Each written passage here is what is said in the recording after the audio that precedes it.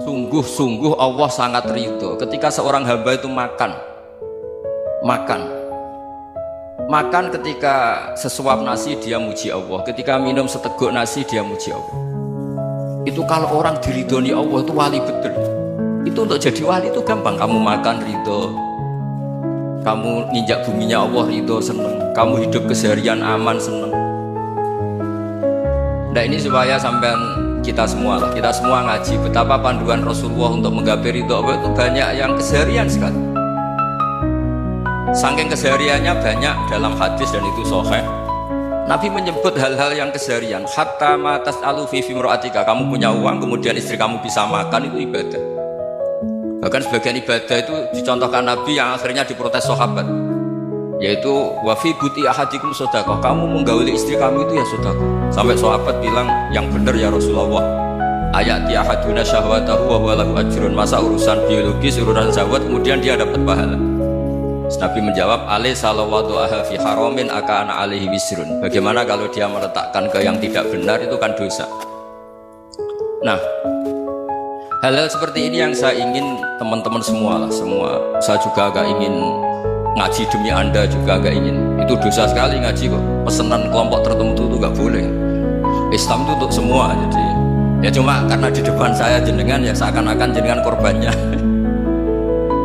Itu ada ilmunya dalam usul fikih itu. Jadi orang harus ngaji usul fikih. Nama yang disebut, mungkin Mas Sufyan masih ingat zaman ngaji usul fikih. Nama yang disebut itu tidak jaminan sebagai prioritas perintah. Jadi misalnya gini, kebetulan yang di depan Nabi itu Abu Dzar. Nabi ya bilang, ya Abu Dzarin ini uhibbuka misalnya, atau ya Mu'ad ini uhibbuka, atau ya Abu Hurairah ini uhibbuka. Banyaklah riwayat yang Nabi nyebut ya Abu Dzarin, ya Mu'ad, ya Abu Hurairah. Kemudian misalnya Nabi meneruskan khitab, ini uhibbuka, saya mencintai kamu, fakul dubur sholatin, atau sebagian riwayat disebut fala tada'anna dubura kulli sholatin Allahumma inni ala dzikrika wa syukrika wa husni ibadatik. Saya mencintai kamu, siapa saja, Mu'ad bisa, Abu Dzar bisa, siapa. Saya mencintai kamu, mohon kalau habis sholat kamu jangan lupa wiridan Allahumma inni ala dzikrika wa syukrika wa husni ibadatik. Ya Allah, tolong kami permudah supaya mudah ingat Engkau. Anda tidak bisa mentang-mentang, wong nama saya Parmen, nama saya Purnomo, itu yang diperintahkan Mu'ad misalnya. Jadi yang disebut satu, tapi khitab itu untuk siapa saja. Saya teruskan. Jadi saya mohon semua kita melakukan kebaikan itu, kalau dalam kaidah fikih disebut al yakin la yuzalu bisyak. Banyak kebaikan yang kebenarannya itu 100%, tidak punya efek samping ke pihak lain, ke kelompok lain, ke komunitas lain. Yaitu tadi misalnya Anda makan dan itu murah sekali, hanya butuh satu piring, setiap punyaan kamu muji Allah, setiap minum kamu muji Allah. Itu redaksinya Rasulullah SAW disebut Allah sangat ridho ketika seorang hamba makan kemudian dia memuji Allah, atau minum kemudian dia memuji Allah. Logikanya gampang, negara seperti ini yang kamu harapkan bentuknya kayak apa, mertua, ipar, komunitas, tetangga, itu nyata terjadi itu kan belum pasti. Sementara yang mesti terjadi adalah kamu butuh makan, kalau tidak mati, butuh minum, kalau tidak mati, butuh bumi yang nyaman ditempati, kalau tidak kita juga mati. Sebab itu Allah kalau menyebut nikmatnya itu hal-hal yang keseharian. Alladzi at'amahum min ju'. Allah itu siapa? Allah itu yang menciptakan kamu bisa makan, tidak berlebihan. Allah itu yang menciptakan kondisi sosial itu ideal. Zaman Nabi itu ya ada orang munafik, orang-orang pilihan Allah itu juga diuji orang sekelilingnya yang macam-macam. Semua diuji sesuai konteks zaman dan waktu. Nah, tapi ada ibadah-ibadah yang selalu disarankan Nabi. Sampai Nabi itu pernah ditanya, ayul Islam ya khairun ya Rasulullah, Islam terbaik itu gimana? Jawaban Nabi itu unik, it'amut ta'am, Islam terbaik itu ya makan-makan, jangan santai-santai. Ketika Allah menyebut beberapa kebaikan, falak tahamal aqobah, wa ma adrokan Allah mal aqobah. Terusannya apa? Fakku rokobah. Terusannya apa? Au it'amun fi yaumin di masubaya. Atau acara makan-makan itu juga Islam. Kenapa? Ya bayangkan kalau tidak ada makanan kita mati kan. Kondisi sosial tidak ideal tuh Anda masih gak apa-apa, tapi kalau Anda tidak makan, Anda tidak minum, Kamu punya istri cerewet masih bisa hidup, punya mertua cerewet masih bisa hidup. Tapi kalau tidak makan bisa mati. Berarti penting mana istri sama makan? Penting mana? Makan. Semoga istri Anda dengar, nanti kamu disuruh makan tapi pulang deh. Itu kalau dibahasakan makan masih memahami. Penting mana nasi satu piring dengan istri. Nggak ada nasi mati, nggak ada istri belum mati. Penting mana? Gak berani jawab kan? Ternyata Anda ada garang kan di depan istri. Jadi saya mohonlah, mungkin Mas Sufyan Sauri tadi yang bisa bantulah teman-teman tuh ngaji yang keseharian saja. Karena kita nyari ridho Allah itu berdasar firman Allah, dan firman Allah itu menyebut keseharian tuh yang gampang. Itu tadi misalnya wa min ayatihi manamukum billaili wan nahar. Termasuk ayat-ayat Allah itu kamu tidur. Maka dulu itu ada guyonan, ada tokoh Mu'tazilah, kelompok dalam Islam yang berpikir manusia itu bisa menentukan ikhtiarnya sendiri. Karena saya bisa duduk, ingin duduk, ingin berdiri. Karena kelompok ini gak terima kalau semua kehendak Allah, nanti bagaimana kalau semua kehendak Allah kok ada hisab ya, ada sanksi. Lucunya itu dia akhirnya, ini cerita ya, mencintai seorang perempuan cantik sekali. Dan itu dia menjadi ahli sunnah itu oleh hal-hal yang sepele.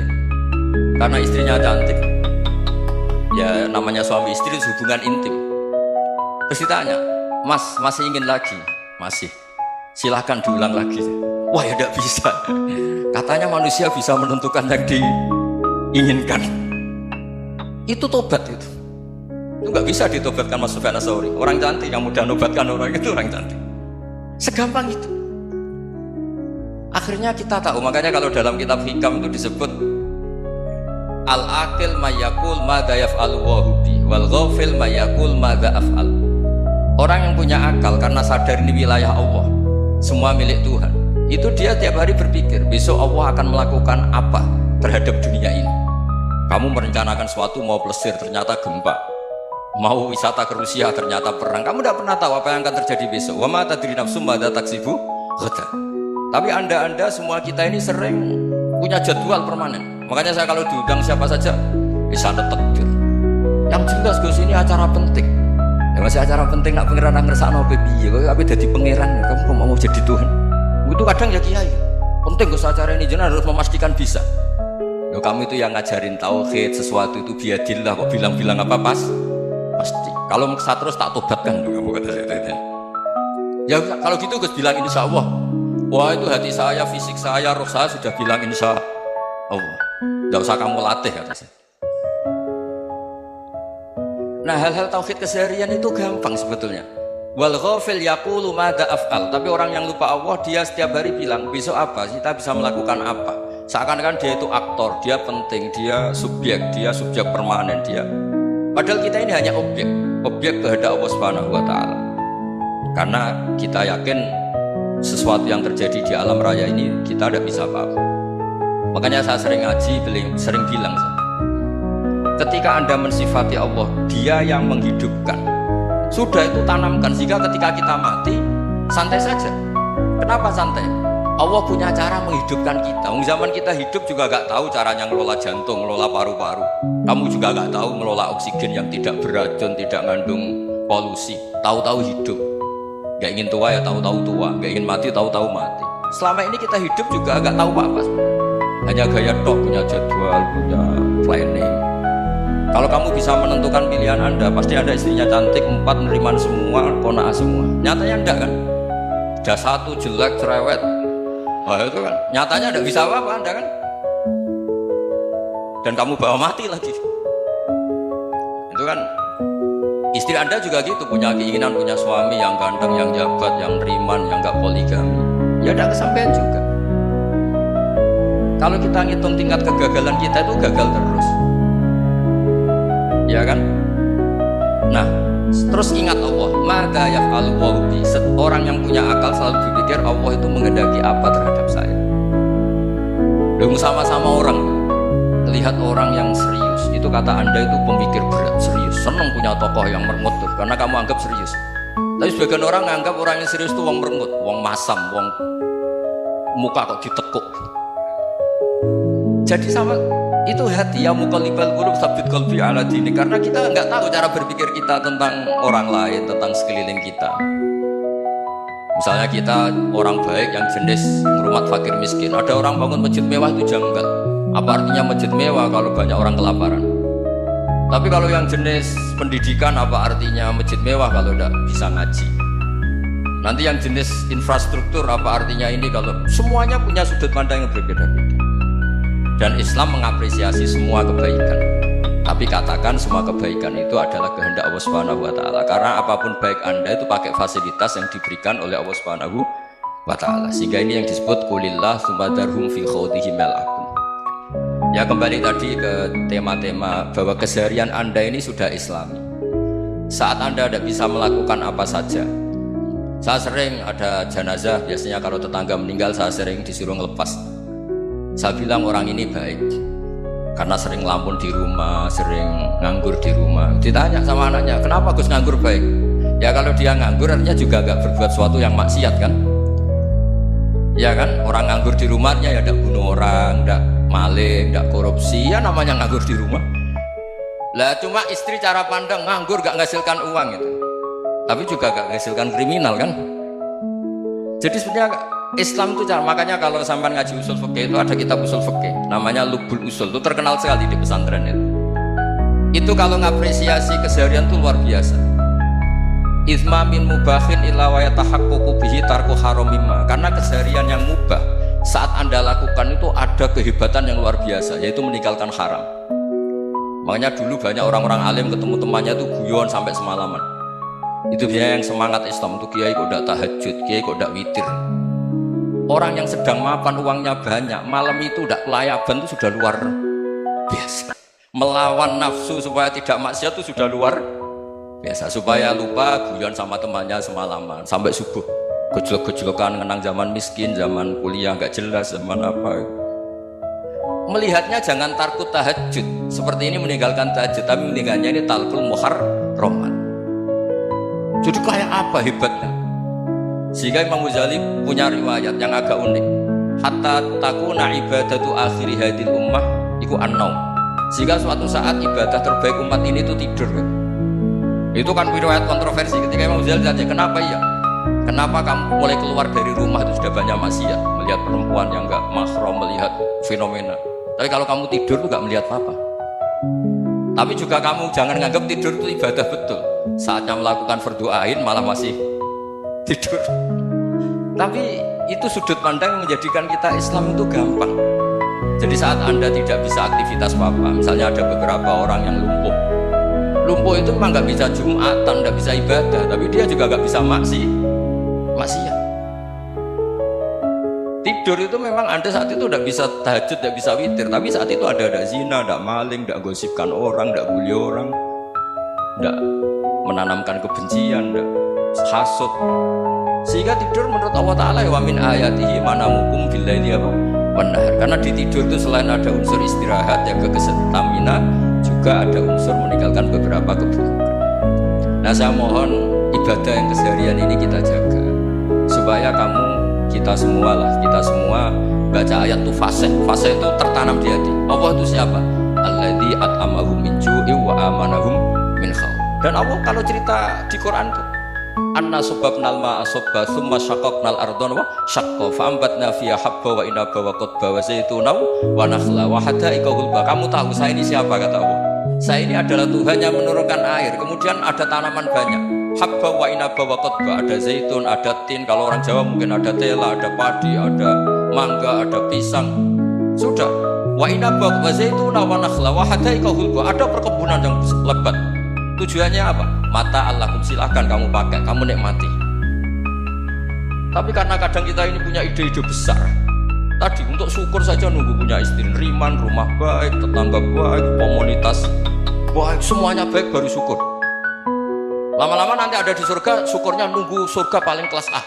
Itu sudah ada yang menghuni Rasulullah, kamu nggak boleh di situ. Masa untuk syukur saja? Repotnya, Masya Allah. Jadi mohon Al-Quran yang kalau Anda hafalkan juz amma itu kan ada ayat-ayat yang kayak tadi.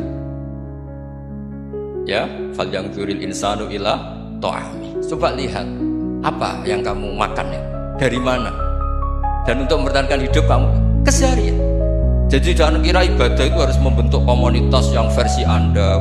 Ibadah itu harus yang hal yang mulu-mulu. Kesehariannya Anda alami. Loh, ini saya tidak bikin-bikin. Saya ngaji bukan karena berdasar pesanan. Itu ayat yang saya baca kan betul ada ayatnya kan. Fal yang dzuril insanu ila ta'ami anna sababnal ma'a sabba thumma syaqaqnal arda syaqqa fa ambasna fiha habba wa inaba wa qadba wa zaituna wa nakhla wa hadaiqa khulba. Tulisannya apa? Mata'al lakum, silakan kamu nikmati. Mata itu silakan kamu nikmati. Ya kayak sampean dikasih hidangan ya makan. Ya sudah makan. Habis makan ya minum. Habis itu ngantuk ya tidur. Ya sudah normal-normal saja. Kayak apa indahnya Islam. Tapi Anda mencari Islam yang gimana lagi? Nah itu yang diajarkan guru-guru kita, diajarkan sanad kita sampai Wali Songo, sampai Rasulullah SAW. Bahwa pada akhirnya ada jihad, ada perang. Itu dulu memang perang, bukan membunuh. Beda. Dulu kita dijajah Belanda ya perang, dan itu normal karena kita dijajah. Jadi ketika orang lain ingin baik sama kita, wa in ahadum minal musyrikin astajaruka ya fajiru hatta yasma'a kalam Allah. Kalau mereka ingin baik ya kita baik. Makanya ada istilah musta'man, mu'ahad. Kalau mereka ingin damai, berdampingan dengan kemajmukan ya itu yang lebih baik. Karena memang Islam menghormati proses perdamaian. Wa in janahu lis-salmi ya fajnah lah. Kalau ingin damai ya kita harus